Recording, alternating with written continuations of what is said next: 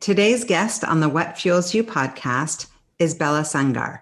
Bella is the founder and CEO of Sri Bella Foods, disrupting the $50 billion ready-to-eat CPG market by leaning into her Indian village roots. She's built a table with partners like Amazon, Albertsons, and Kroger. With Sri Bella, she is inviting the American consumer to enjoy the premium global flavors of her food and leading the emerging direct-to-kitchen category with her delicious meals. Her unique journey and leadership style, relentless defense and approach to building a premium food products makes her a 2021 female CEO to watch, noted by her Puget Sound Business Journal 40 Under 40 Award. Welcome, Bella. So good to see you. Hello, Shauna. Thank you for having me. Of course. Love it. Love it. Love it. First, I have to tell you, I love your name. I love the name Bella. Is that like your birth name on your No, it's birth not. certificate? Everybody asks me that. No, it's not. My name is Beljeet. And I went to a French school, actually, which is right behind our house. It was a French immersion school. And so all the teachers started calling me Belle. And then eventually Belle at home turned into Bella. And so my name is kind of morphed from when I was 5. I love it. I would choose that any day of the week. I love the name Bella. Okay, so we're starting with some rapid fire. Let's do it. I know that you are a woman of the world. So is there a country that you haven't visited that is on your bucket list? Ooh, that's a good one. I want to go to Japan so bad. I want to eat my way through Japan. Yeah. Yeah. And what is your favorite Indian dish? My favorite Indian dish. Well, today it is, I love you chicken curry. It's a chicken curry that I make for my children. I've been making it for almost a decade. And it's a mix of some of my grandparents' recipes and some of those French culinary skills I picked up working in restaurants. But yeah, it's chicken curry. What 3 words would others use or would you use to describe yourself as a leader? Oh, that's a good one. I want to say nurturing, quiet, and forgiving. Those are good. Yeah. I've learned those over time. The quiet one is I had to work really hard on how to be a great listener. And so I've learned over time, I need to let my teammates be in space with me.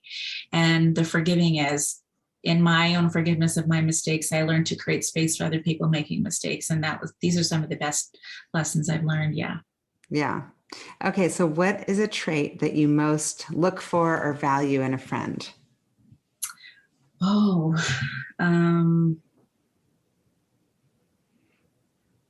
the ability to listen without giving advice, the need to want to give advice. Yeah. That's such a tough one. I work so hard at that. I'm a total fixer, controller. I always want to heal everybody and fix it all. And that's a really important trait and a good reminder. Okay. If you could have any one superpower, what would it be?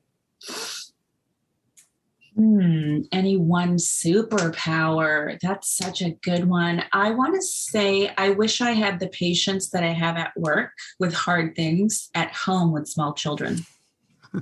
Amen. You're speaking my language. Yeah. Okay. Are you late to bed or early to rise? I am an early to rise girl, 4:35 a.m. Mm-hmm. Whoa. What are you doing at that hour? So this is a new adaptation for me. I wasn't always, but I really enjoy these last 4 or 5 years. I really enjoy that time to myself in the morning. It helps me be reflective. It helps me gain perspective on the things that matter. You know, as a founder, sometimes it's so easy to get wrapped around the axle about getting things done and feeling poorly about the 20% of things that aren't going perfectly. And that time in the morning, just being anchored in myself, that means everything. And that's the only time I can get it, because then just pick up kids and come home and go. You know the drill.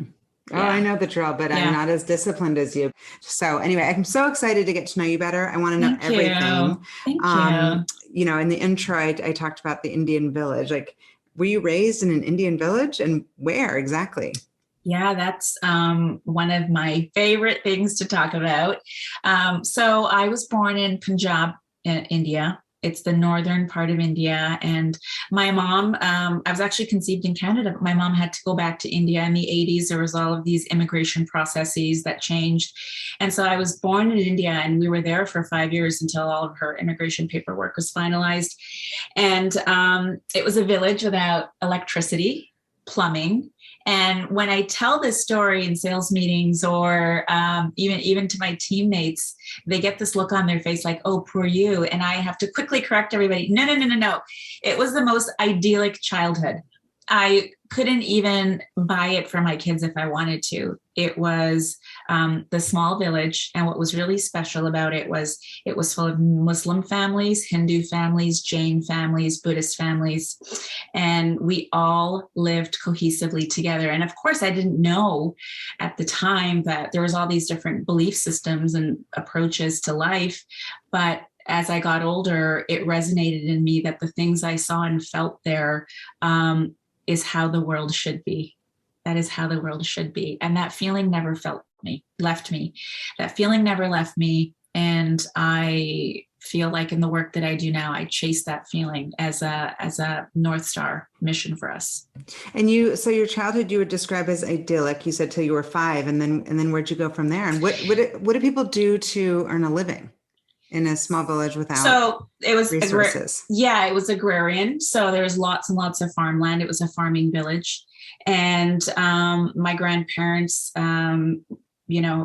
managed a lot of the land. And I remember every day somebody would come from the farms and bring tons and tons of sugarcane carried in on their heads, or carrots, or beautiful produce. And then, my grandma and whoever they would cook it all and send it back to the farm. So everybody that was, working on the farm could eat that day. It was the most beautiful connection to the earth and the people around us. And it really culminated during harvest season. There was a little Muslim mosque that everybody would go and be a part of for celebrating harvest, which is a really big deal in Northern India. And we would all eat this super delicious coconut saffron stained rice. And we all sounds so good. Yeah. And we all shared it. And it didn't matter if you're a Hindu, Muslim, Sikh, or whatever. It was a symbol of shared joy. And that is, I think, the thing that I feel inside my heart when I say it was an idyllic childhood. I never felt like there was an other, or I was the other in those really early formative years. Wow. And where are you in the birth order? Do you have siblings? Yeah. So I'm the eldest of 3. And so when we moved back to Canada, where my dad and his family were, my brother followed me. And then I have a younger sister too. Wow. Okay. Yeah. And so do you still have a lot of relatives that are in India and Canada, or where's your family now? Yeah. So most of our family, minus an aunt or uncle or two, who just didn't want to leave. They were like, nope, this is the best life we could possibly have. We don't want to go to the West. And in some ways I can appreciate their sentiment, but all of our family now is either in the UK or in Canada. And I grew up in a little suburb called Delta, right outside of Vancouver proper. So maybe 30 minutes out of downtown Vancouver is where I lived until I was, 18, 19 years old before I moved to Seattle. Yeah. So your dad never left to go back to India. It was just your mom waiting on the visa and the immigration papers. So is your dad, what kind of business was he in, and what was the messaging to you around like work and being a little Indian girl? Oh my gosh. That's a loaded question, Shauna. That's the intention. That is the intention. Yeah. So that's a tough one, because I actually spent a lot more time with my grandfather, my dad's father, than I did with my own dad. My dad had schizophrenia. So he was by default, just not able to participate the way, I probably would have liked. And I spent a lot of time with my grandfather, who was a business owner, and he had a food production company of all things, wonk, wonk, wonk. And I grew up around him, and there was, he never made me feel like, oh, you're a little Indian girl. He made me feel like you are a human being. And the one thing I want you to learn by watching me and being in my space is there's dignity to all work. and how you do one thing is how you do all things. And he was a little bit military about it. But if you think about it, he was an immigrant from India. He didn't come to Canada in his 50s. He built this multi-billion-dollar business. He didn't speak a lick of English for the first 10 years he was there. And I think that's, one of the source of the best leadership lessons I've ever learned is you must treat people with dignity, and you must demonstrate that in how you do your own work and work alongside with them. And that's how you build something that lasts. He sounds incredible. So did you have a sense, if you look back and reflect, do you have a sense of what you thought maybe you'd want to pursue or be when you grew up? I always had a dream of being in broadcast journalism. You'd be so good. You're so articulate and beautiful and, smart. You'd crush that. That's your like 2.0, 3.0. Yeah, maybe, next chapter we'll do something there, but that's what I always wanted to do. In fact, I applied to this college on the East Coast called Ryerson Polytechnic. I wanted to go there for my journalism degree, but that didn't happen. But I was the eldest of three. My parents officially got divorced when I was 14. That's when my dad was officially diagnosed with schizophrenia. And that was a big burden to carry. And so I had a lot of part-time jobs. I was helping with my brother and sister. And mental health is not something that's really talked about openly and with the thoughtfulness it deserves, particularly in South Asian culture. And so it was so taboo. And it was really, really hard for my mom, who became kind of ostracized in our community because of that. You just don't want to name it. But there was no choice. We had to name it. He deserved to get help. And schizophrenia is just absolutely so difficult, so painful, especially when there's small children involved. And, it was a tough childhood for sure, but so many lessons too. So many good lessons. It's interesting because when I hear it, I just think of it as being like, okay, so you're a child and you've got a parent, and what it represents is like unpredictability and a lack of like stability, of a feeling of like, I know what I'm going to get and it's safe. And it'd be interesting to think about talking to entrepreneurs and seeing like who are the people that become entrepreneurs? Are they people who are just fine because that's your comfort? Like you're comfortable in that, lack of safety because you're just like, I'm used to that feeling. Or it seems like almost people might gravitate towards something very secure and very safe. That's a really good question. I had to get there actually. So entrepreneurship for me is a journey back to myself, if that makes sense. The way I grew up as a brown little girl in a melting pot of Canada, with an absentee parent and, a high pressure high school environment. I was a total nerd, but I didn't feel like I belonged anywhere. I felt like I stuck out like a sore thumb everywhere I went. And so I was really small for most of my life, actually. Interesting. Yeah, I was very small in every aspect of my life, actually. And it's so fascinating. I forget the name of his book, but there's this leadership author that really moved me. And, to sum up his book, essentially what he's saying is your personal story, in fact, becomes your leadership story. And I didn't understand it at the time, but it makes so much sense now because in the course of building my business, I actually had to, as a direct result of building a meaningful business that's built to last, you have to scaffold up yourself internally too. Totally. And as a woman of color and as a mother of small children, that has been my saving grace, actually. And the journey has been so fulfilling. I can't wait to get to it. But so you said that you were a nerd, like just meaning like you were kind of, I don't even know when people say that. I think that's actually a good thing. Find the nerds. Those are always the successful people. Meaning that you were like super studious, or that you didn't have a lot of interests outside of school or big social life. Like, how would you define, what does that mean to you when you say you're a nerd? So Indian, right? So that means you're going to be a doctor, or you're going to be a lawyer, or you're going to be an engineer. And those are the only options. And I'm inherently a creative person, but I had to work really, really hard for my grades, like science and, chemistry, math, you name it. But I think the nerdiness for me was more, I hid. I was really comfortable hiding in the library. And, you have to remember, it was a burb and it was an immigrant family. So I went to school and, I was tucking my sweaters into my corduroys. I had no idea what it meant to be cool, but it felt comfortable to hide in the library where nobody was. It's so interesting to me when I interview people, and I'm meeting you at this point in your life. And, obviously this is a podcast where many people will just be listening and not seeing, but I see this like movie star looking, beautiful, confident woman.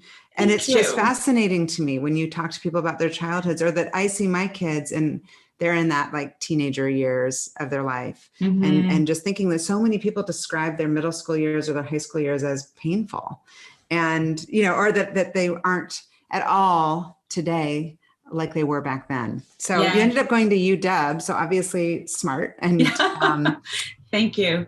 Went to go become a Husky. Was that kind of just, so this is what we do living where we live, or did you look everywhere? No, I didn't look everywhere at all. I moved here as like, I think a lot of kids who come from hard backgrounds, it becomes too much, right? And so you take your first train ticket out of there. So I got the heck out of Dodge, and I came to Seattle, and I moved here because I actually met my kid's father. Oh, and the Seattle guy? Yeah. He's actually also a Torontonian. He's a Canadian. And so he was here for work. And so I got married really early. I got married when I was 23. So that's why I picked Seattle. But I gotta say, I couldn't have picked a better city. Like, circumstance couldn't have picked a better city. It feels like Canada in so many ways, but it's still small and quaint and humble. And I get to wear my Birkenstocks, and I don't have to look polished all the time. Right. So I think you can go high-low, which is awesome. Yeah. Most of the time it's low. Right. Well, during the pandemic, it became extremely low. I'm like, where am I wearing these stilettos? Yeah, no kidding. No kidding. So Seattle has been a gift. This feels like my home. So what did you end up pursuing and studying at school? And then how did that kind of prepare you for your entrepreneurial journey? Well, I don't know if it did. I think it was a series of hiding behind different ways to prescribe value to myself.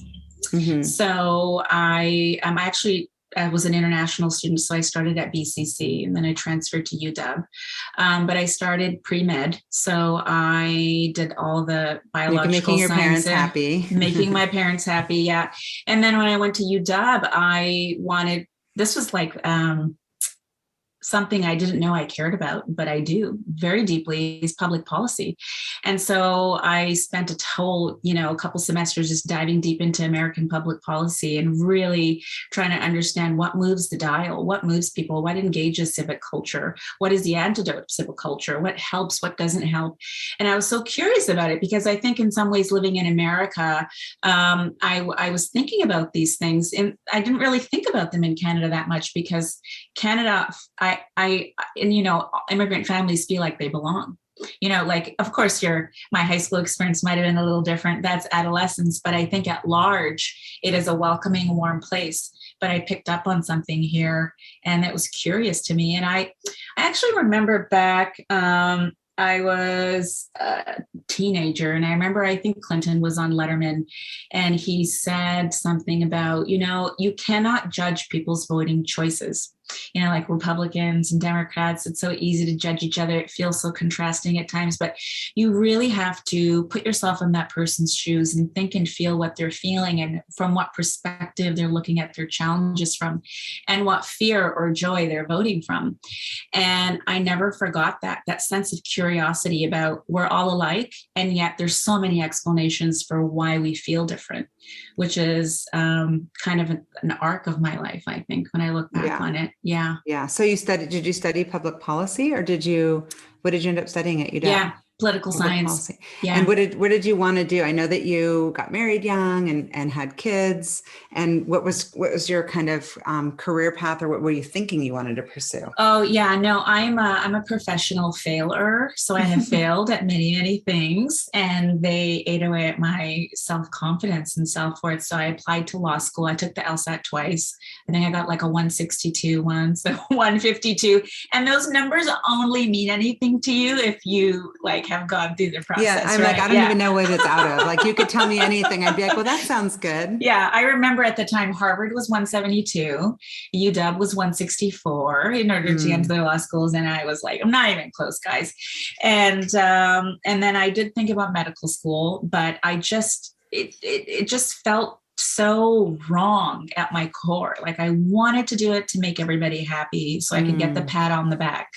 But I just knew there was something more for me that required me to come out of this shell I had put myself in, or circumstance had put me in. But really, I knew it was my job to crack that code. And once I did that, I would find personal gold in my development and my acceptance of myself. So, it was a rough couple of years working at jobs that didn't feel fulfilling. I worked at the math department at UBC for a while. I, worked at a food tech place here in Seattle, but it was, around the time that my daughter was a couple of years old, I remember thinking, this can't be it. Yeah. Like, this just can't be it. Right. And there was a farmer's market in our neighborhood. We had bought a house in Queen Anne, and I thought, I'm going to go, and I'm not going to go back to academia. I'm not going to go back to an N5. I'm going to figure out what this thing is about. And everybody was freaking out in my life. Like, this is insane. We didn't work this hard for you to go and have a food stand at the farmer's market. And I thought, I know, guys, but I got to see about this feeling. I got this feeling, right? And what was the feeling? The feeling was, it sounds crazy now, but the feeling was, I have a curiosity about adding value to the marketplace, and I'm going to go do this thing that's going to be very embarrassing for my family. They're going to see me as a servant, which is, from where they come from, no bueno, after they've sacrificed so much. And I'm going to test this as a market research opportunity. And so I had a farmer's market stand called Holy Cow Seattle. And I was always secretly passionate about culinary. I would secretly take culinary classes. I would secretly binge watch Laura Calder, who's this Canadian female French chef, when I should have been watching CNN or something. Yeah. And I had learned through the course of being my grandfather's daughter and being in his presence as a food professional, and then the moving feelings around food and connection, and how meaningful that can be to bring people together from my childhood in that village, that there was something I had to see here. And so what I started doing was preparing Indian inspired meals with a lot of French and other global techniques, and saying, what is the reaction I'm going to get here? And within the first couple of weeks, people were bringing Tupperware and saying, we need this for leftovers. That. Yeah. So it was really great. And that was the very, very humble beginnings of Sri Bella Foods.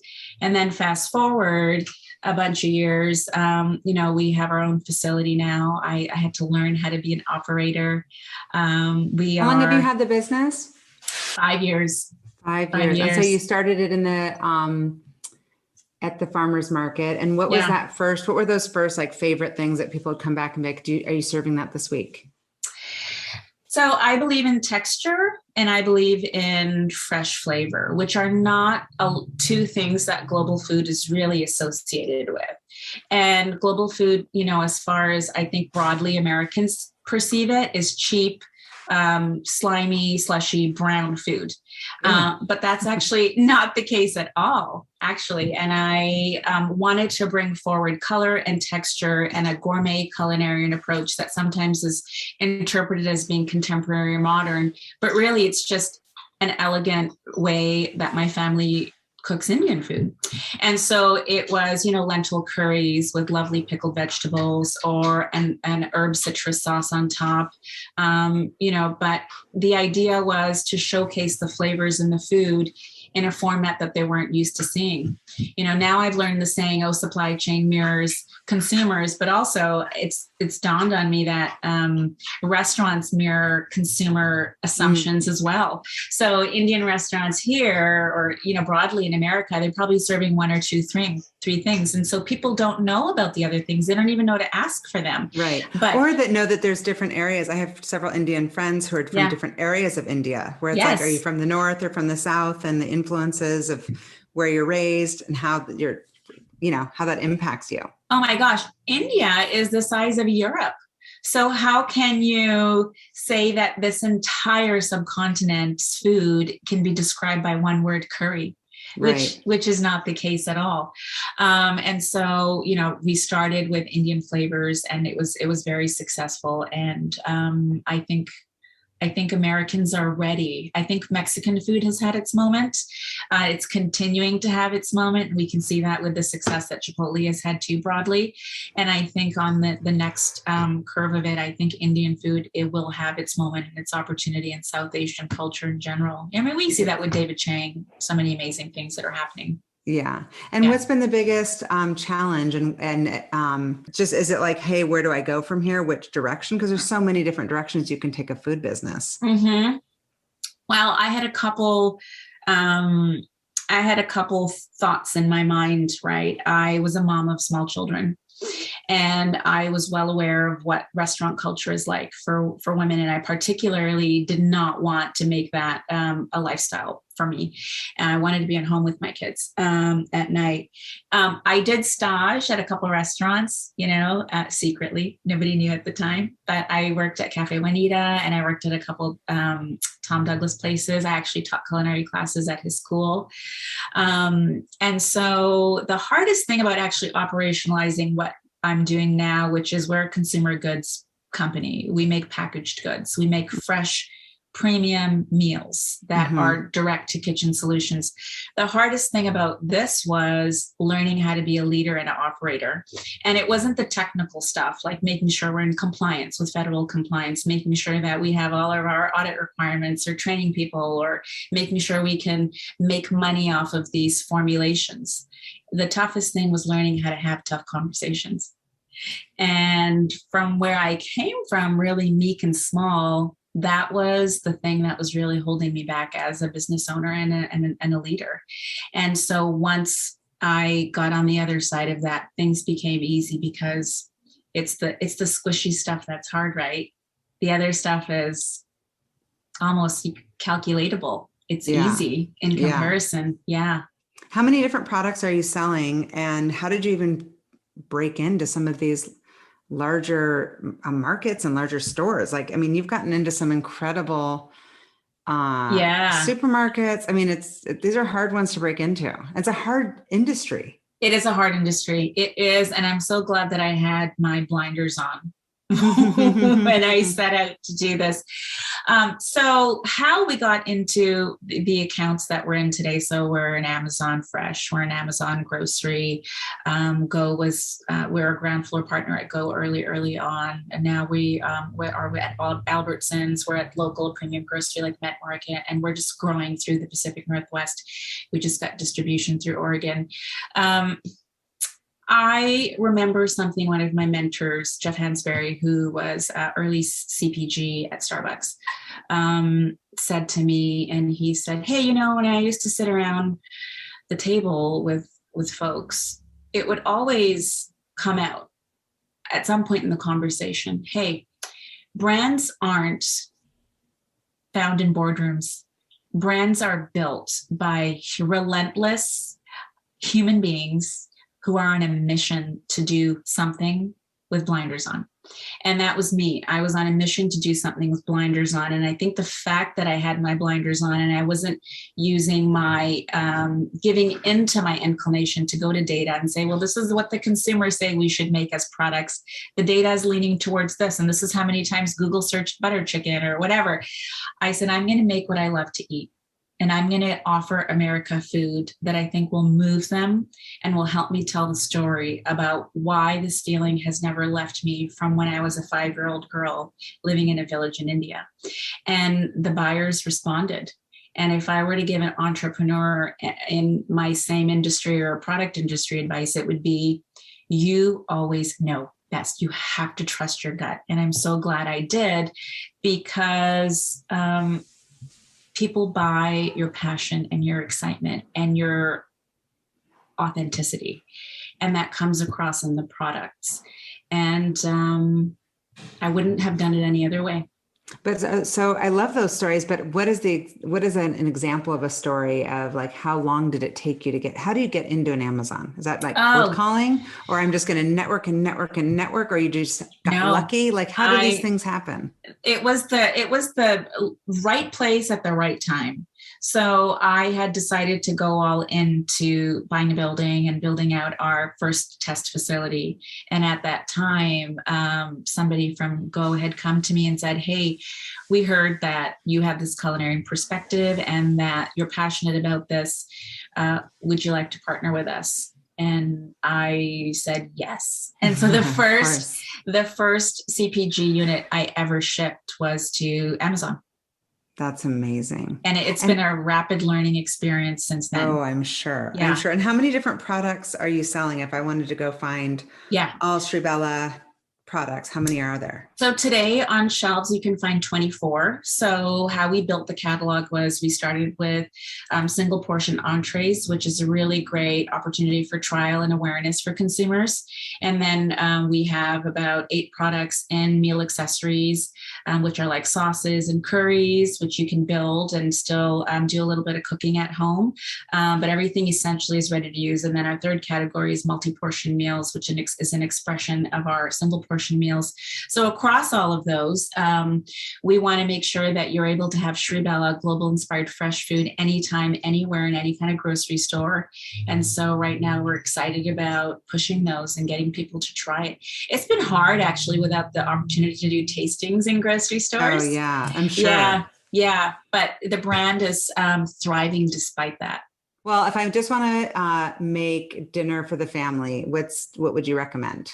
To a mom serving a family of 5? Yeah, that's a great question. So the Tikka sauce flies out the door.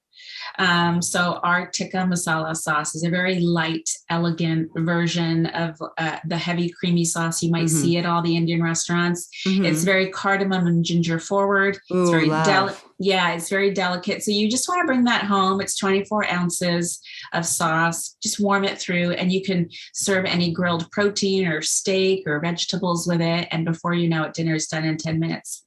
Love it. And then some rice. And then some rice naan. Not if you're on your crazy diet. I know, but I'm getting so hungry.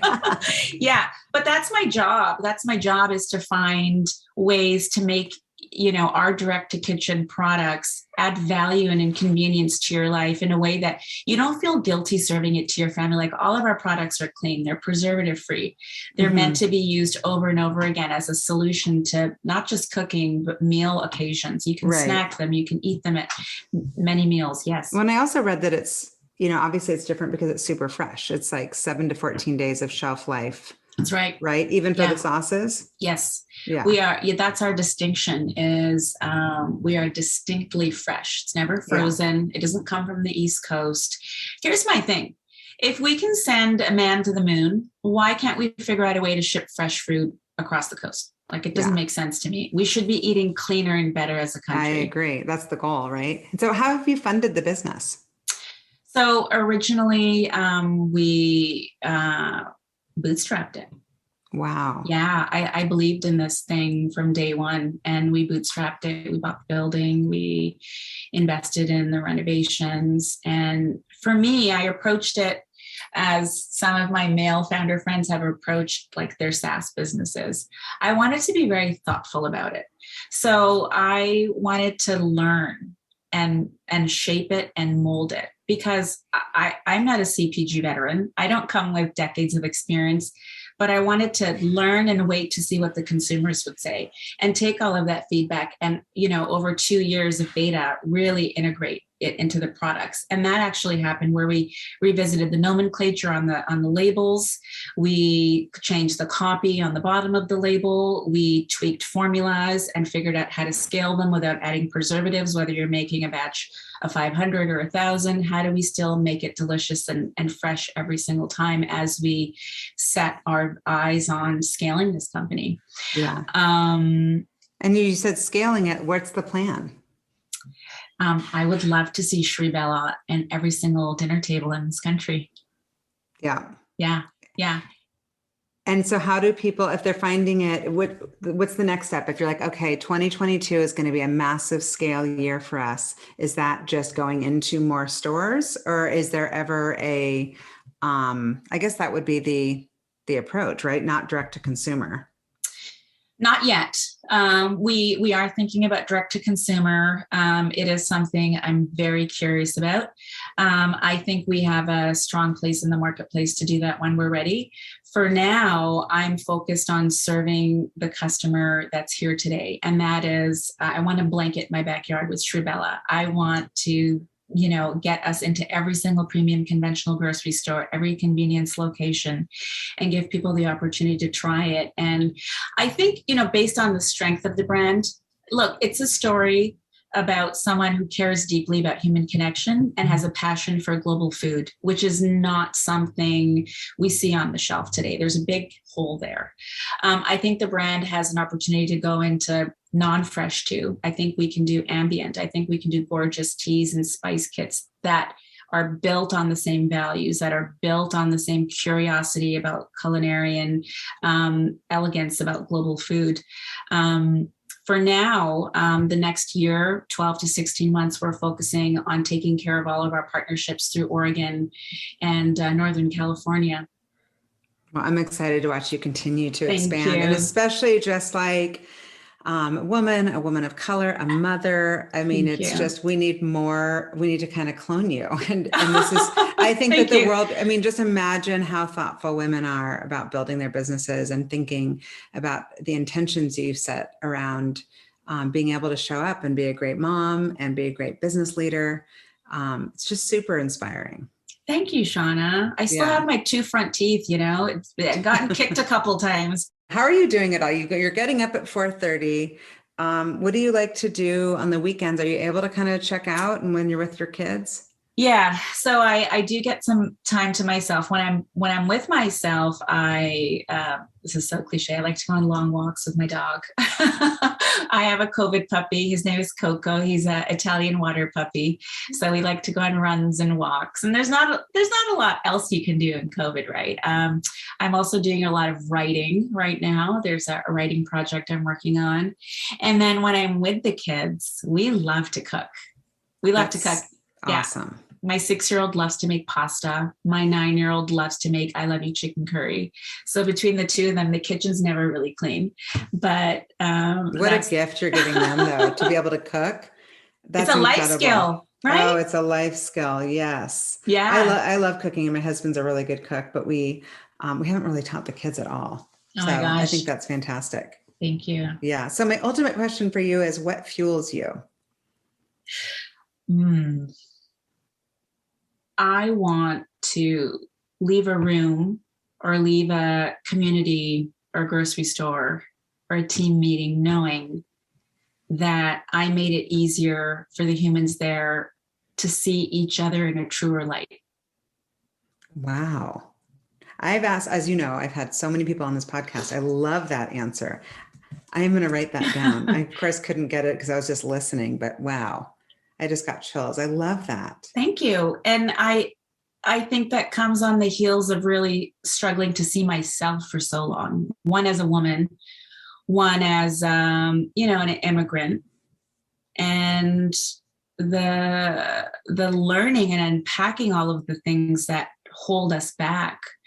I think, I think you can hear a bit of what I just said in all leaders that get it. Mm. Mm-hmm. I want it to be easier for you to see yourself by seeing the other.